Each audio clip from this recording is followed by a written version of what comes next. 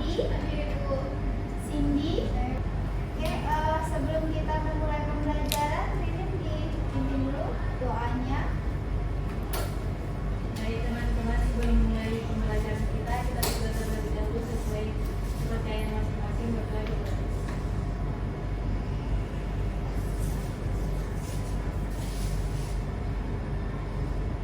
Berdoa selesai. Oke, hari ini kita masuk ke mata kuliah busana anak di pertemuan kedua. Ya, jadi minggu lalu kita sudah masuk di pertemuan pertama membahas kontrak dan konsep dasar busana anak secara umum. Ada yang masih ingat busana anak itu apa? Ririn? Itu adalah segala sesuatu yang digunakan anak mulai dari ujung kepala sampai ujung kaki.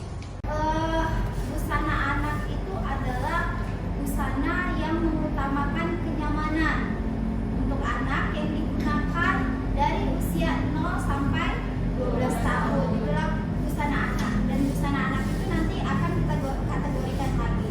Nah, di sini busana anak ini akan kita klasifikasikan, kemudian syarat-syarat busana anak itu apa, perawatan busana anak bagaimana. Untuk apa kita mempelajari ini? Ada yang tahu? Untuk apa sih kita kok mempelajari sampai syarat-syarat busana anak? Seperti apa? Kemudian perawatan busana anak? Ada yang tahu? Untuk apa? Supaya kita bisa mengembangkan atau membuat satu busana anak sesuai dengan konsep dasar busana anak, ya, sesuai dengan kriteria busana anak. Klasifikasi busana anak itu ada berdasarkan usia anak. Nah, tadi ada yang menyebutkan usia 0 sampai 12 tahun itu anak-anak. Dari anak-anak itu diklasifikasikan lagi ada tiga. Yang pertama ada busana bayi. Busana bayi itu dari usia 0 sampai 12 tahun, 2 tahun. 0 sampai 2 tahun ini dikatakan busana bayi. Ya. Jadi ini busana bayi umumnya itu dirancang mempertimbangkan keamanan dan kenyamanan. Satunya kemeja bayi. Inilah nanti yang akan kita praktekkan untuk selanjutnya. Ini ada kemeja bayi. Nah, kemeja bayi ini tadi yang kita sebutkan warnanya warna pastel. Kemudian warna dasarnya krem atau putih. Ini supaya ketika ada serangga atau apa itu langsung kelihatan, ya. Kemudian ini juga ada selimut bayi. Jadi bayi itu sebenarnya desainnya nggak macem-macem, ya kan? Dia pakai kalau dari 0 itu masih pakai gulita, ya kan? Masih pakai bedong, masih pakai selimut, masih pakai topi, masih pakai kaos kaki dan sarung tangan, sarung tangan, ya. Jadi ada juga, nah ini apa ini? Ini namanya ada liur. Ada liur. Oke. Jadi itu untuk busana bayi. Kemudian ada balita.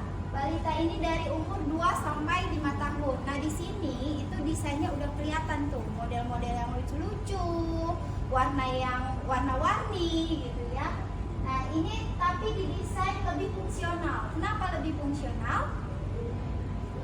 Ada yang bisa menjawab?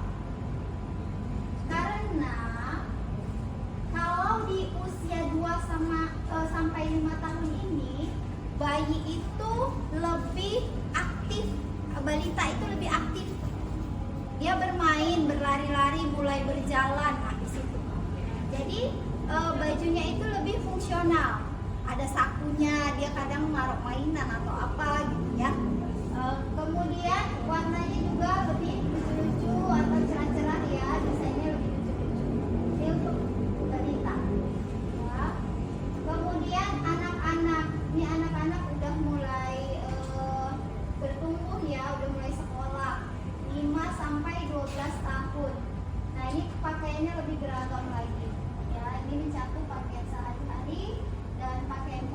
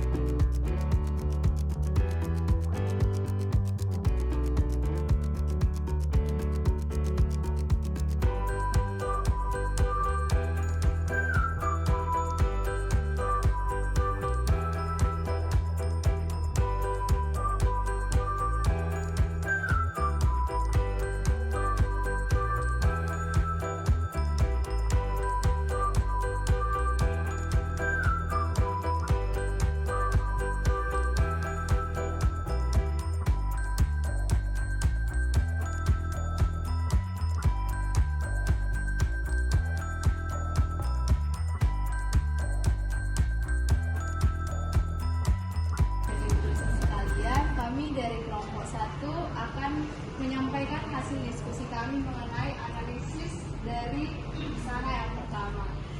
Dan dari hasil analisis kami, busana ini merupakan kesempatan busana untuk tidur ataupun piyama. Dengan menggunakan bahan katun yang bercorak kupu-kupu. Dan dapat kita lihat bahwa corak kupu-kupunya ini proporsional dengan kulari bajunya. Dan warna kupu-kupunya itu berbeda-beda karena kita tahu kan bahwa ini adalah busana anak yang menggunakan warna-warna yang cerah.